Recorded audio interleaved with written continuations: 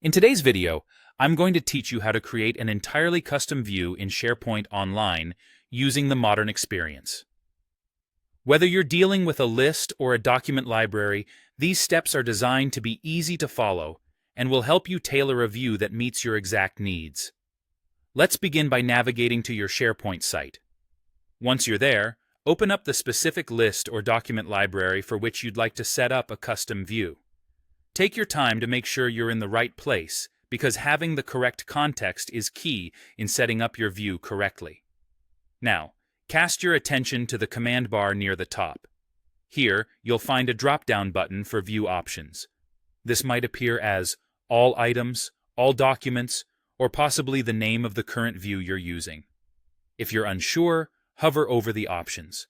SharePoint often provides tooltips that can help clarify what you're looking at. Go ahead and click on the View Options drop-down, then select Create New View from the list. At this stage, a dialog box titled Create View will pop up. This is where the magic happens, as you'll define the parameters of the view to suit your needs. Start by selecting a view name. Pick something descriptive like My Filtered View or Do This Week. Trust me, a thoughtful name will help you and your team understand its purpose at a glance. Next, decide how you'd like this view displayed.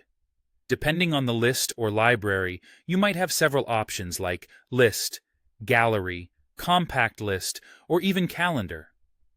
Each has its unique advantages. For instance, if you choose Calendar, you'll have to specify which fields represent the start and end dates for events within your data.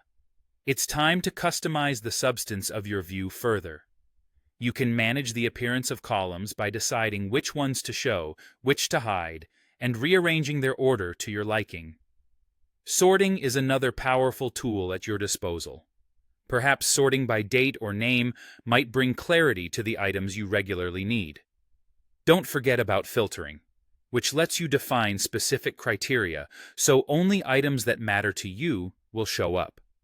For example, you could filter by items that are marked active or those created by the current user.